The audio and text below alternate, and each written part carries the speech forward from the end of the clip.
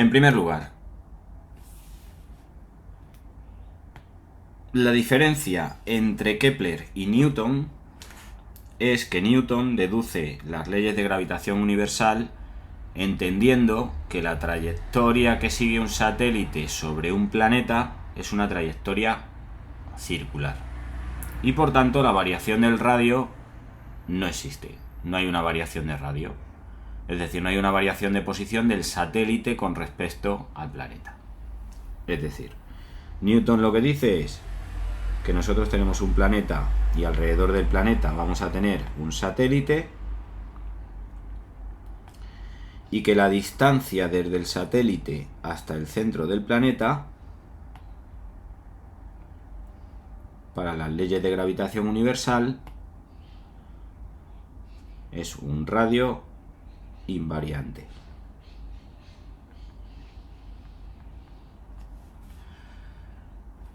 Es decir, un radio que no va a variar y que por tanto sería constante. Y Kepler, que es contemporáneo de Newton, de hecho, Kepler,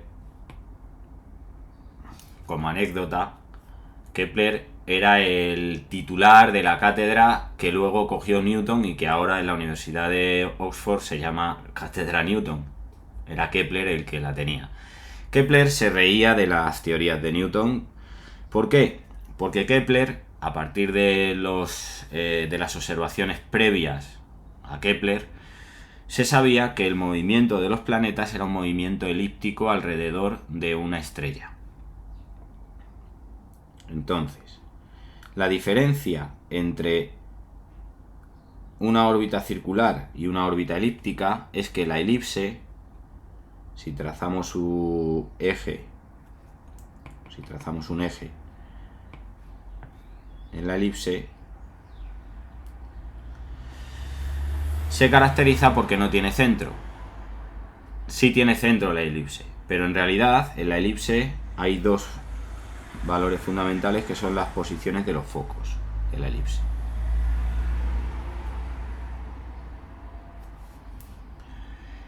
Y Kepler demuestra que una estrella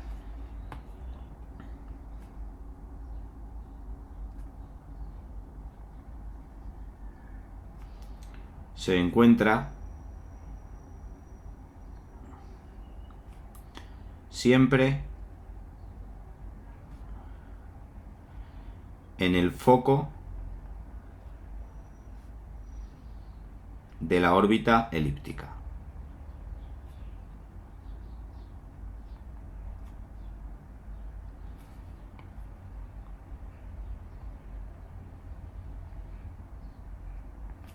Bien, ¿qué ocurre? Pues ocurre que si tomamos los experimentos de Newton como referencia, pues para el mundo que estudia Newton, sus postulados son válidos, pero también son válidos los de Kepler. Entonces, ¿cómo es posible que se cumplan los dos postulados al mismo tiempo, para una órbita elíptica y para una órbita circular? Pues simple y llanamente por el concepto de gravedad y simple y llanamente por el concepto de gravitación o campo gravitatorio. ¿Qué quiero decir? El campo gravitatorio es un campo másico y el campo másico, las fuerzas másicas se denotan cuanta más masa hay. Entonces, los efectos de la masa con respecto a otras masas los vamos a denotar en distintas formas dependiendo de cuáles sean las masas que estemos utilizando. Y obviamente la masa de una estrella con respecto a la masa de un planeta, la masa del planeta es prácticamente insignificante, ¿vale?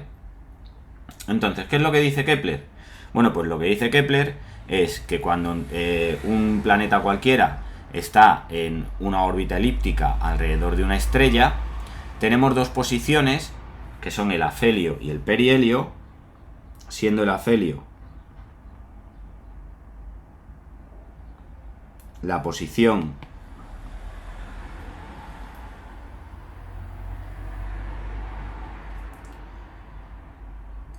más alejada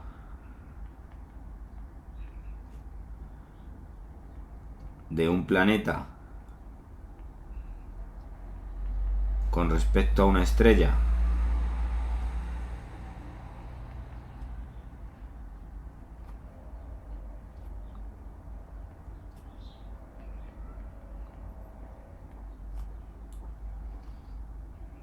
en órbita elíptica,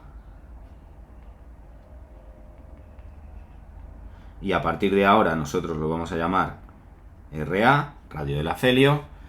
Si nosotros supongamos que nosotros situamos nuestra estrella en este punto,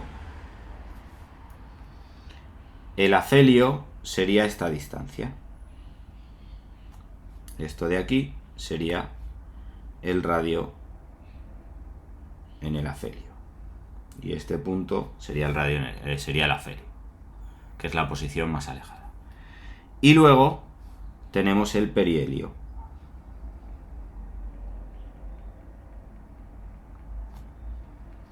que sería la posición más cercana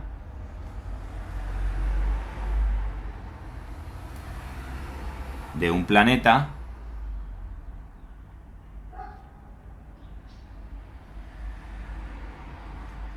con respecto a una estrella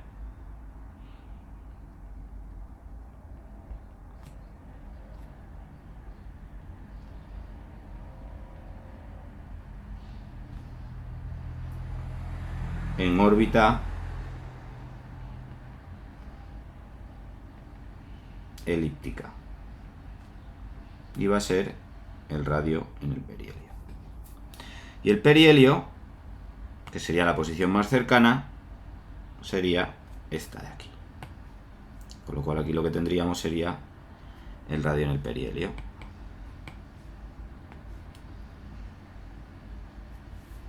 Bien, ¿qué es lo que ocurre cuando tenemos una órbita elíptica? Bueno, pues lo primero que ocurre cuando tenemos una órbita elíptica es que las consideraciones que nosotros hacíamos en las órbitas circulares, es decir, la presencia de una fuerza gravitatoria y una fuerza centrípeta, que generaban a su vez una velocidad de giro o una velocidad de rotación,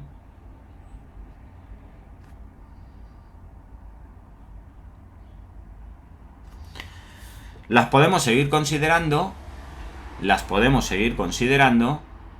en elementos, o sea, en sitios puntuales. ¿En qué sitios puntuales? Pues en cualquier punto de la órbita elíptica. Pero teniendo en cuenta que lo único que se va a mantener constante no va a ser el radio, sino que va a ser la relación entre la posición y la velocidad.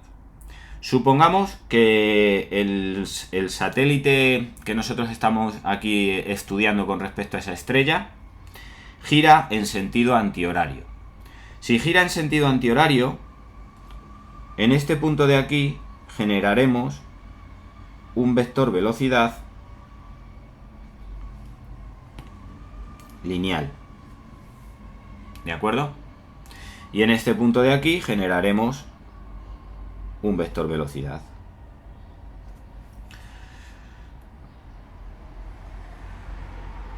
Que siempre va a ser tangencial a la posición. Por lo tanto, si nosotros cogiésemos un punto cualquiera de la órbita elíptica, en ese punto nosotros tendríamos un determinado radio y la velocidad saldría tangencialmente con respecto a la curva, pero el ángulo sería distinto de 90. En los dos únicos puntos donde nosotros podemos considerar que el ángulo que se forma entre el vector de radio y el vector de posición, entre el vector de posición y el vector velocidad sea de 90 grados, sería en el afelio y en el perihelio. ¿Vale? Con lo cual, Kepler enuncia una serie de postulados. El primer postulado, que sería la primera ley,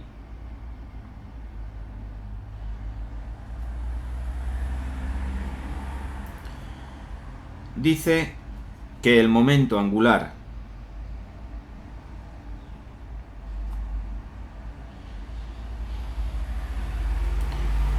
de un planeta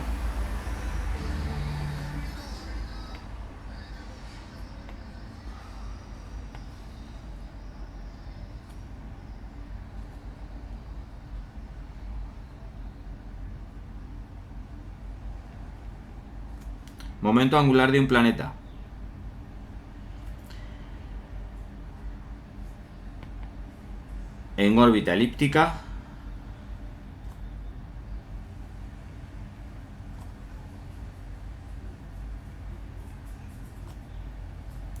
es constante. Es decir, que cualquier momento angular que nosotros calculemos de un planeta en órbita elíptica con respecto a su movimiento elíptico siempre va a ser una constante y siempre va a tener el mismo valor. Por lo tanto, da igual calcularlo en el afelio que en el perihelio. Da igual calcularlo en un punto cualquiera de la órbita elíptica, porque siempre nos va a dar el mismo valor, el mismo resultado. El momento angular, L, es igual al producto vectorial del vector de posición por el vector velocidad. Perdón, por el vector momento lineal. Y el momento lineal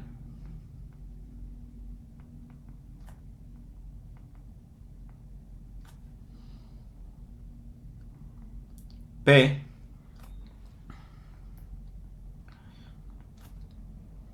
es igual a la masa del objeto por la velocidad del objeto, vector velocidad. Y, de hecho, en situación de dinámica de partículas, en situación de dinámica, se dice que el momento lineal es constante y se utiliza en choques. El momento lineal de un sistema de partículas antes de un choque es igual al momento lineal de un sistema de partículas después de un choque. ¿Vale?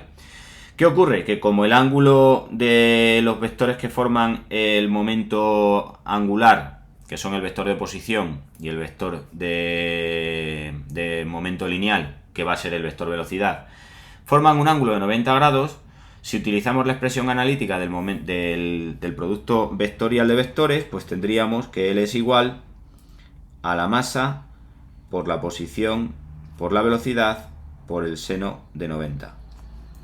Y de aquí tendríamos que el momento lineal va a ser igual a la masa por R y por V. Y esto se va a mantener constante, el valor se va a mantener constante en todo el movimiento circular. Bien, ¿qué ocurriría si nosotros nos centramos en estudiarlo en las posiciones que hemos dicho? Es decir, ¿qué ocurriría si nosotros nos centramos en estudiar el momento lineal en el afelio y el momento lineal en el perihelio? Pues ocurriría lo siguiente. El momento lineal en el afelio sería igual a la masa por R por el radio del afelio por la velocidad en el afelio. Y el momento angular en el perihelio sería igual a la masa por el radio en el perihelio y por la velocidad en el perihelio. Todo esto en módulo, ¿de acuerdo? Y nos olvidamos del seno de 90 porque obviamente ya sabemos que en el afelio y en el perihelio va a tener ángulo de 90 grados y el seno de 90 vale 1. ¿Qué ocurre? Que como los dos son constantes,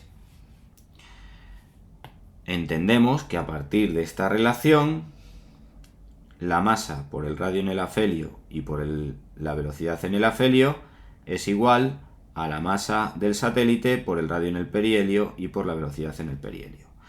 De manera que tenemos la primera conclusión, o la conclusión de aplicación en los problemas de la primera ley de Kepler, que sería que el radio en el afelio por la velocidad en el afelio es igual al radio en el perihelio por la velocidad en el perihelio.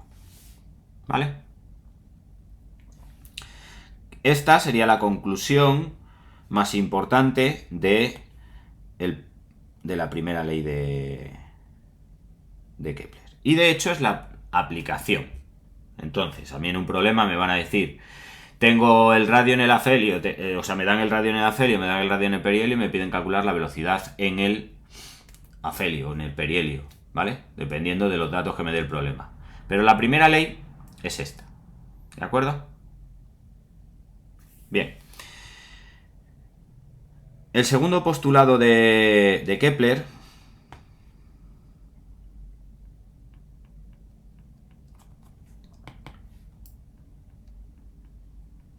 que sería la segunda ley de Kepler, dice que la velocidad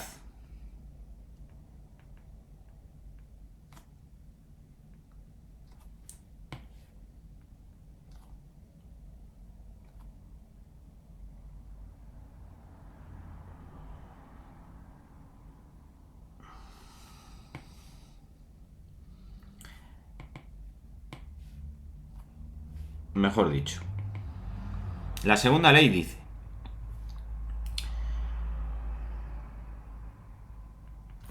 que si medimos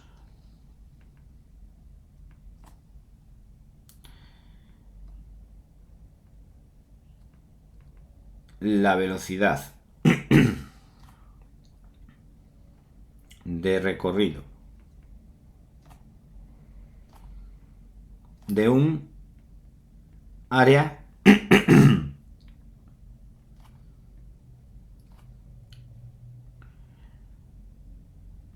en la trayectoria elíptica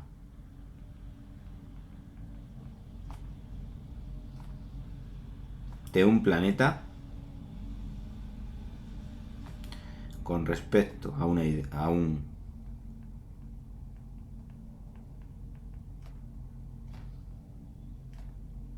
estrella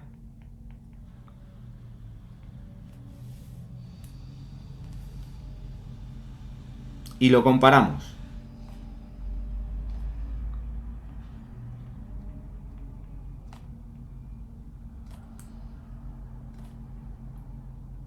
con otro área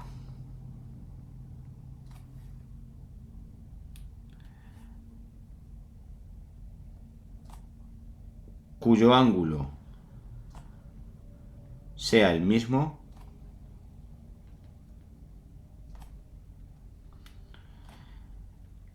la velocidad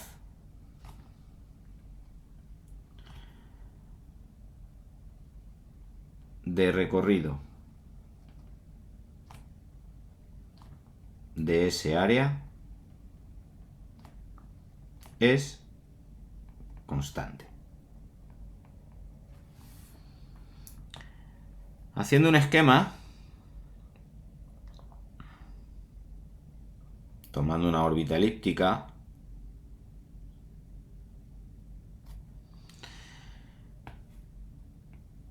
trazamos el eje de esta órbita elíptica y vamos a poner aquí la estrella. Bien, al colocar ahí la estrella nosotros podemos trazar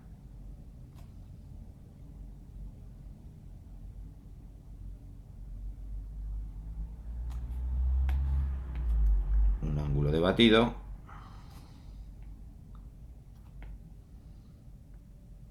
que sería este ángulo, y aquí tenemos un área generada por ese batido.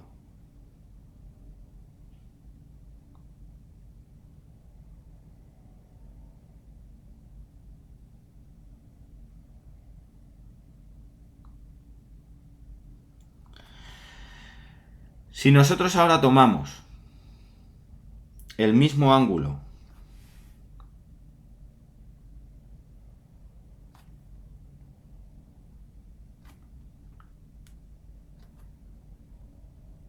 se genera un segundo área distinto, de distinto valor,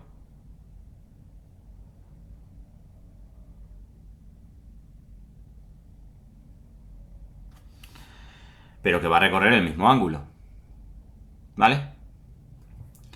Entonces, la velocidad de recorrido de esos ángulos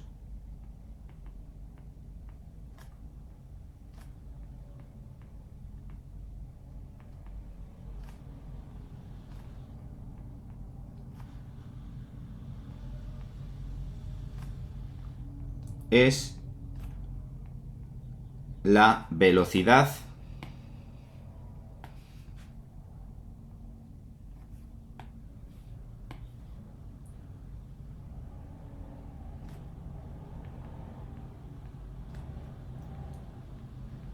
aerolar. ¿De acuerdo? Muy importante. ¿Por qué digo muy importante lo de la velocidad aerolar? Porque la velocidad aerolar se va a mantener constante en todo el recorrido de un satélite alrededor de una estrella con una órbita circular. ¿De acuerdo? Ángels. Con lo cual, si me preguntan el concepto de velocidad aerolar, que en tu examen te lo pueden preguntar, lo que tenemos que decir es que la velocidad aerolar va a ser una relación, ¿de acuerdo? Una relación constante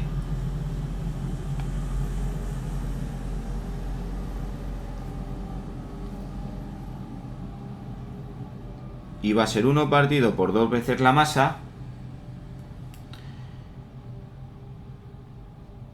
por el valor del momento angular, el valor absoluto del momento angular. ¿De acuerdo? Y lo que viene a decir Kepler es que esa órbita elíptica, o sea que para nosotros, perdón, la voy a poner en negrita la fórmula, la velocidad aerolar es igual a 1 partido por 2 veces la masa por el módulo del momento angular. ¿Vale?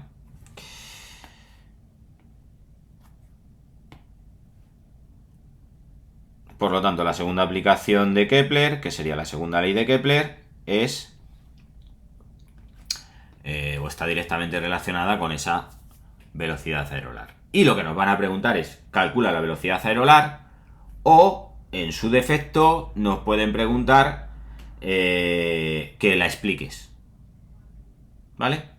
Y la explicación es que cuando nosotros tomamos dos áreas, que las áreas van a ser distintas, porque obviamente tomadas desde un foco en dirección al afelio y en dirección al perihelio, vamos a tener áreas distintas, está clarísimo, pero meridianamente claro, que las áreas van a ser distintas. ¿De acuerdo? ¿Qué ocurre? Que el ángulo sí va a ser el mismo. Entonces, como el ángulo va a ser el mismo, pues no hay más tutía. Si el ángulo va a ser el mismo, la velocidad de batido de ese ángulo va a ser exactamente el mismo. ¿Vale? ¿De acuerdo? Bien. Y la tercera ley de Kepler.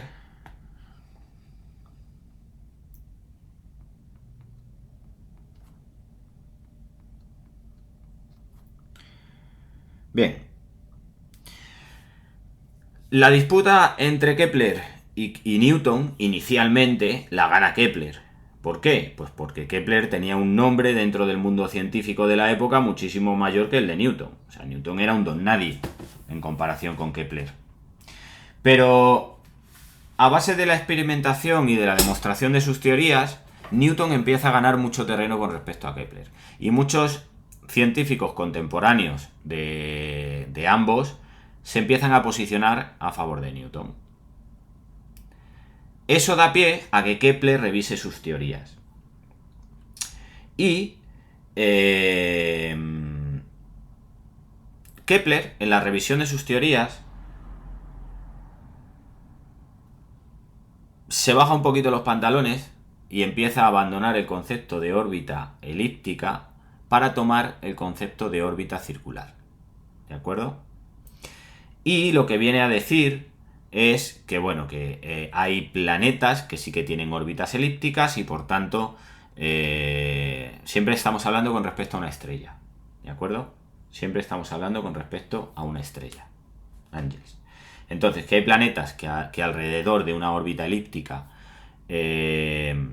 van a seguir teniendo los mismos condicionantes que proponen sus dos primeras leyes, es decir, van a seguir teniendo una velocidad aerolar constante y van a seguir teniendo un momento angular constante, pero empieza a estudiar el sistema solar.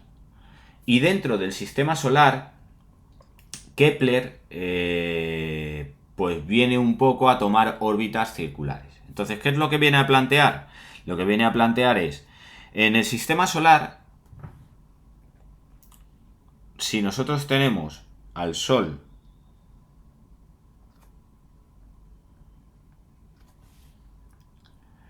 y alrededor del Sol, en órbitas circulares,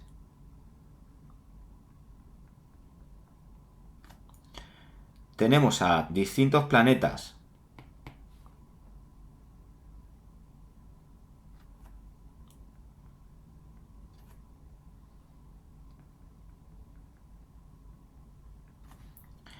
que se sitúan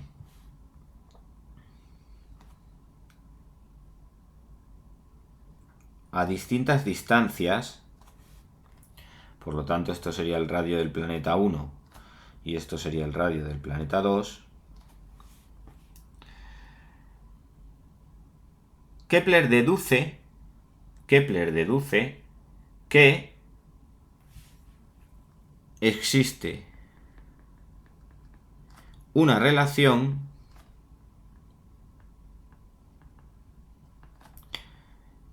entre el radio de giro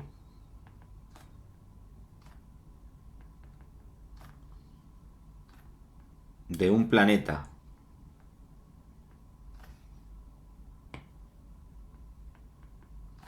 con órbita circular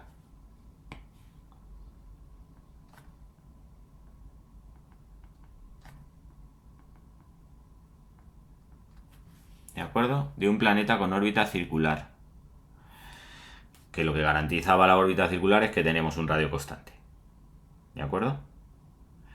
Bueno, pues existe una relación entre el radio de giro de un planeta con órbita circular y el tiempo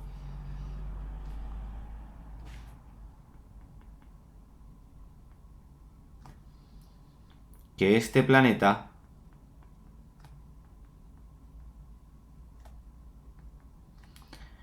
tarda en dar una vuelta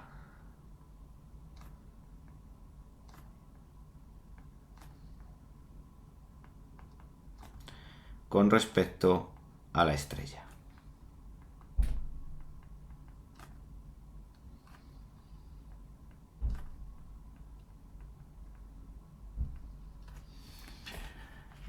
Es decir, que hay una fórmula matemática que me relaciona el tiempo que tarda un planeta en dar una vuelta, o sea, el periodo de giro de un planeta, con el radio de giro de ese planeta. Y la relación es una relación numérica en donde el periodo al cuadrado es igual a una constante por el radio de giro al cubo.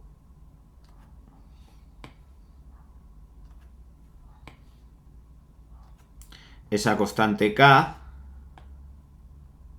Kepler determina, o constante de Kepler, determina que vale 3 por 10 a la menos 19 segundos al cuadrado metros al cubo.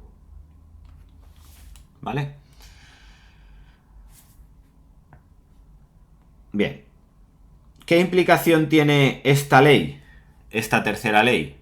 Bueno, pues que conociendo el valor de la constante de Kepler con relación a radios y periodos, nosotros podemos calcular, sabiendo el periodo, podemos calcular el radio de giro.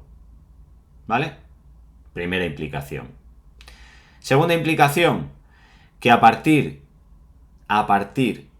de la relación periodos-radios, podemos decir que a partir de esta relación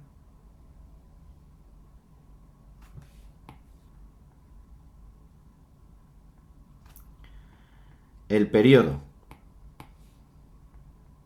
al cuadrado partido por el radio de giro al cubo se mantiene constante.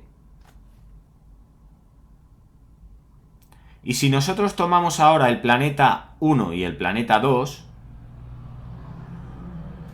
y comparamos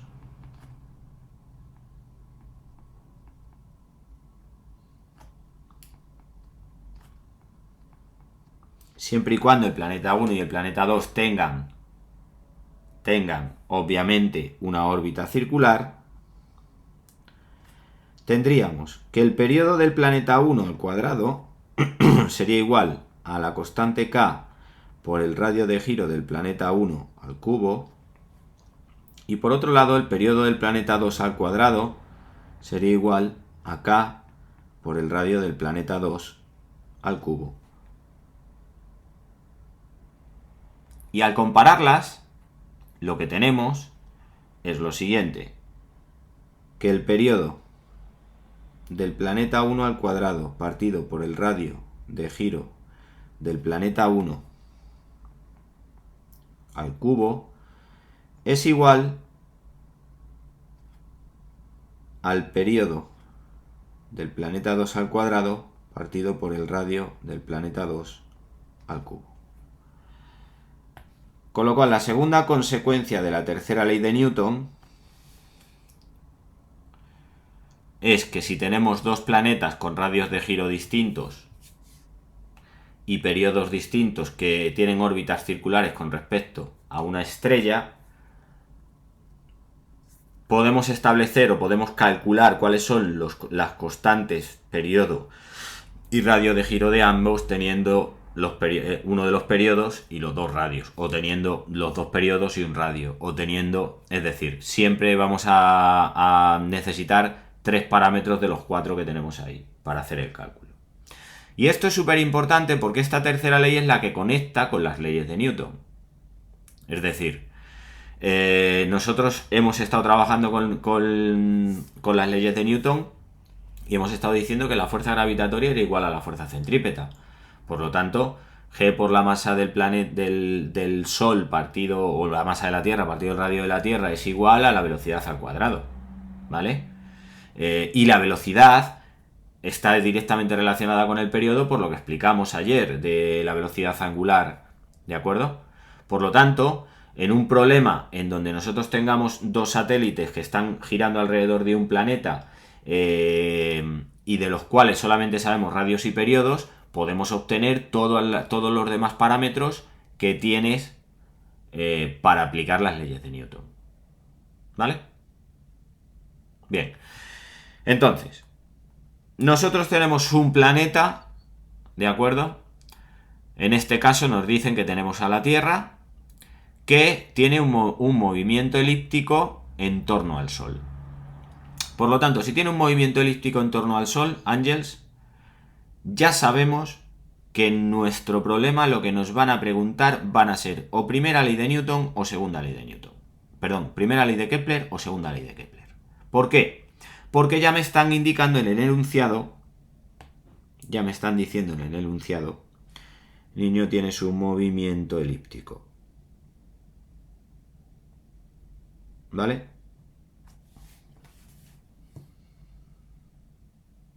Por lo tanto, ahí ya lo que nos está dando pie es a la segunda, o sea, a la primera ley de Kepler o segunda ley de Kepler. Y nos dice que el movimiento elíptico de la Tierra en el afelio, que es la posición más alejada del Sol, nos da una distancia. Nos está dando aquí el radio en el afelio y nos está dando aquí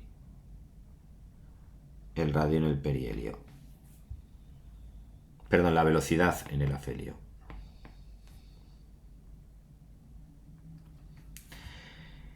Y lo primero que nos piden es que calculemos el momento angular de la Tierra con respecto al Sol. Bueno, pues no hay ningún problema. Nosotros sabemos que la primera ley de Kepler dice que el momento angular se mantiene constante. y que el momento angular tanto en el afelio como en... Dime. Sí.